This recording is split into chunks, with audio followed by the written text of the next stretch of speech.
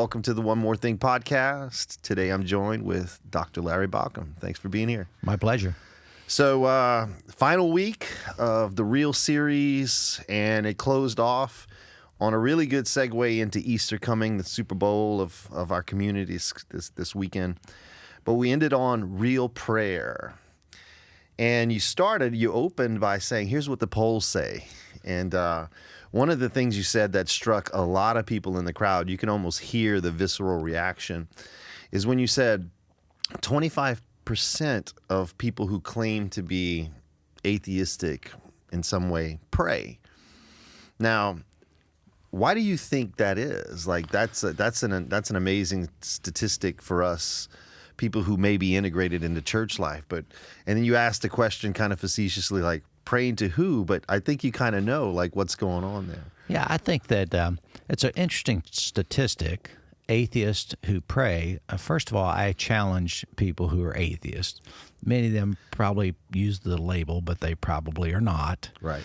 They don't know. Many are agnostic, which means they don't know if there's a God or not. So someone to be a full-blown atheist, I think people check a lot of boxes on any survey of what they are, but they may not necessarily be that. So I think that's one of the qualifiers that you have to look at. What was the survey trying to do? But I do think that there's still something in every heart that sees something beyond us. Mm-hmm. And maybe an atheist would be if God is defined as some old white guy up on a throne somewhere with a big, saber and a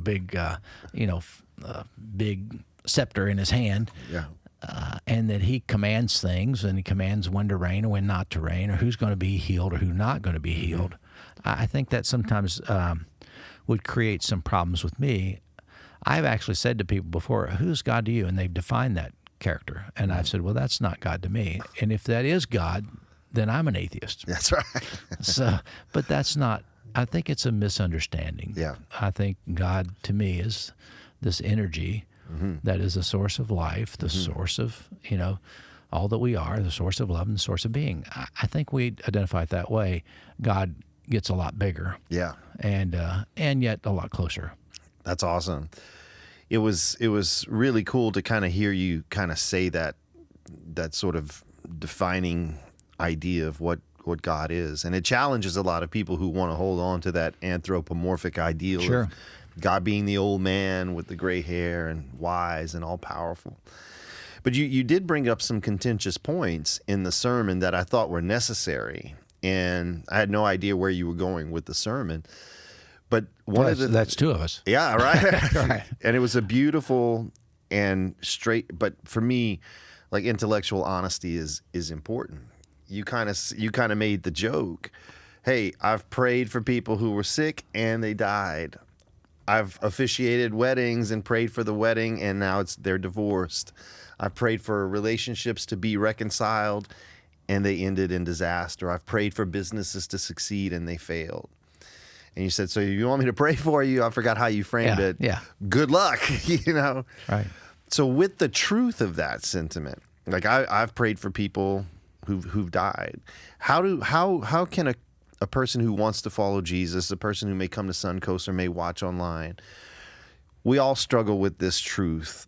What's something you could say to someone who deals with doubt after praying so fervently and praying so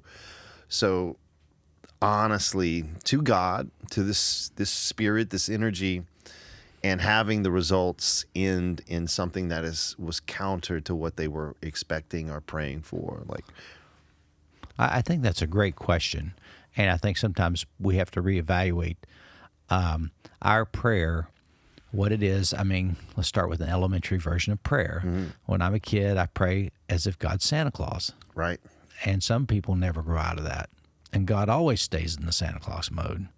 But I think when we pray honestly and say, God, I want to connect with you, and in some way, when people are hurting around me, I want them to feel you. And I think God uses our hands and our feet, and he uses us, our voice. He uses our lives to really help reach people and show them that they're not alone, that they can be loved.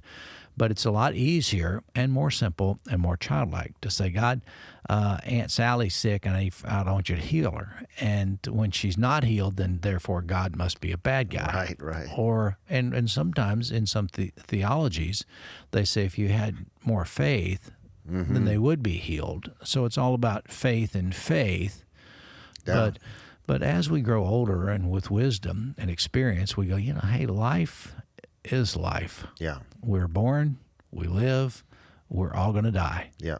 And some die prematurely. As a matter of fact, most people would say everyone dies prematurely. Yeah. That we want to live a little longer, but I think people come to grasp with their mortality. Yeah. And when you can look death square in the eye, it changes the way you view your prayers. Yeah. And I don't have those. Do I pray? Of course I do. Did I pray this morning? Of course I did. And what am I praying about? A variety of things, but I'm really thinking of someone who's in the hospital that needs care. I'm thinking of someone else who's gone through a difficult time. They need a word of encouragement. I was thinking today is the 4-year anniversary of Lance Dugan's death.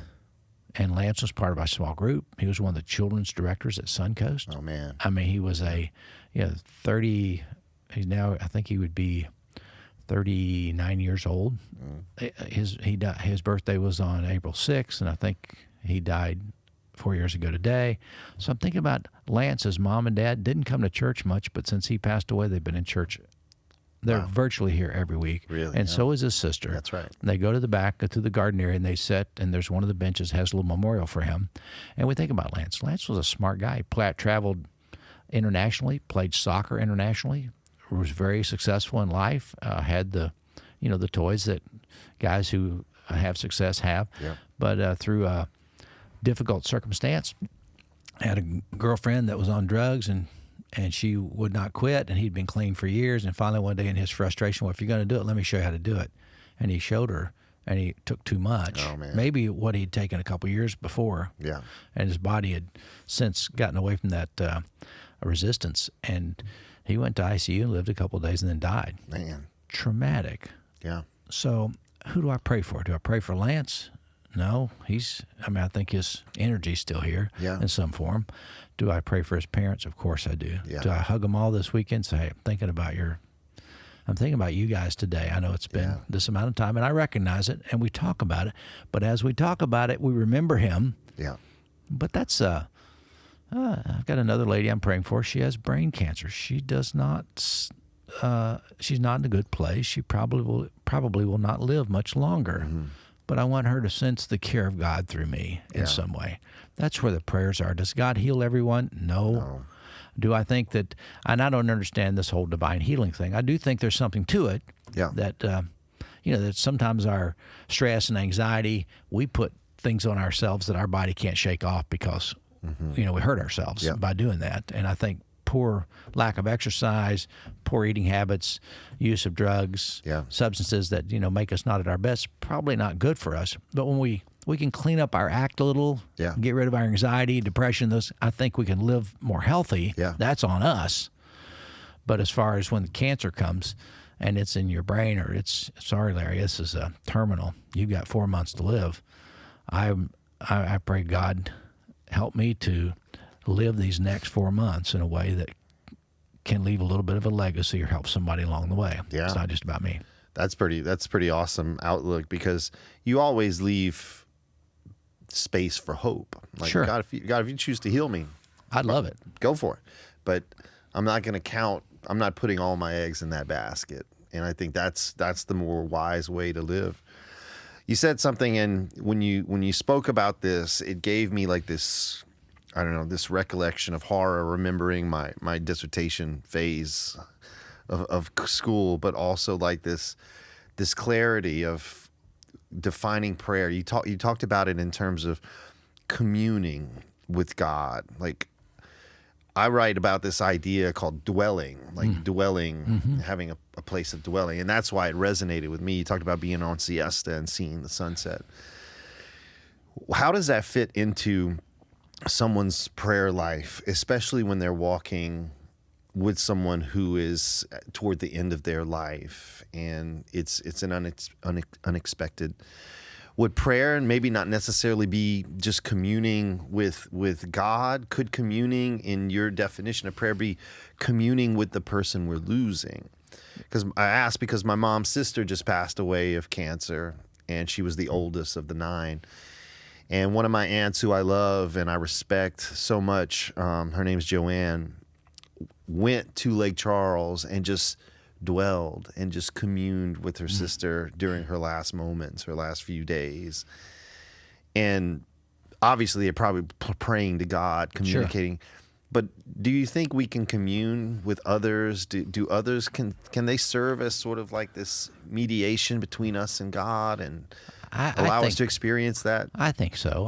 I love the book that Henry Nouwen wrote many years ago, Catholic priest, who basically he wrote the book. It's called The Wounded Healer. And what his contention was that we go to those who are hurting and we allow ourselves to be wounded with them, or we walk with the wounded without giving them advice, without speaking the words of God to them. Yeah. It's called the ministry of presence. So your aunt who went to her sister and said, "I'm just going to hang with you, girl," and it's the ministry of presence. I don't have the answers. I don't have really maybe a voice from God, but what I represent this presence of community and heartfelt sincerity, and I think that's important. Yeah. And as far as communing, in a way, I guess that's communing. I think it's just kind of dwelling in or residing with or being enveloped, like your aunt was being enveloped in your other aunt's misery or difficulty or sickness. Right. I think that's where the book The Wounded Healer comes in. We really heal by being wounded and just sharing with them and caring for them. But as far as prayer goes, I would love just to take a prayer capsule every day or say a prayer and everybody around me are being healed. It doesn't work that way. And I have seen it, the name it, claim it stuff. Yeah. I've had some family members that have been in it up to their eyeballs, and I just go, guys, it doesn't work, but you can't be too hard on them because That's right. they're just living in the world in which they see. But what I could not say much, but as it wore on, this was many years ago, it doesn't sustain itself because it's not logical and experience does not bear it out. And finally, the leader of that one group who was doing this name it, claim it stuff when his kid was born and had some big major issue, and everybody was praying for this kid.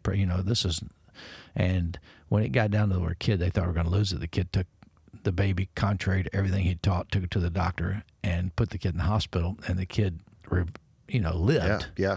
But his theology was shot in the foot. That's right. And a lot of his followers began to disband or walk away from him because it was not a consistent thought process. And part of what you and I think we're both working on, we need our teaching to be consistent with life. That's right. This works. Yeah. This is pragmatic, or this makes sense.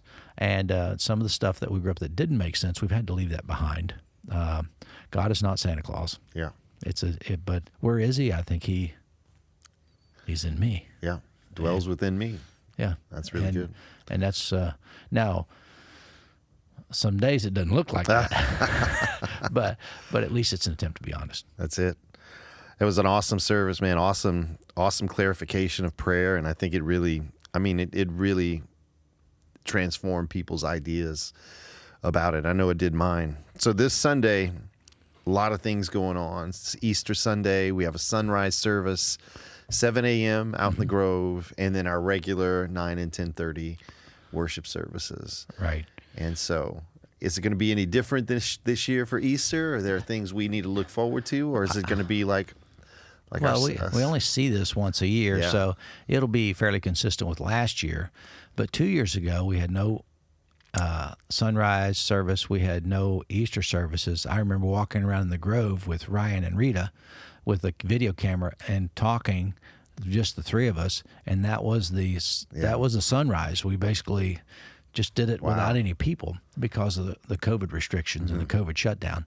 But now we get to come back together, community. Yeah. I think that there'll be hundreds and hundreds of people come for this early service. It's music.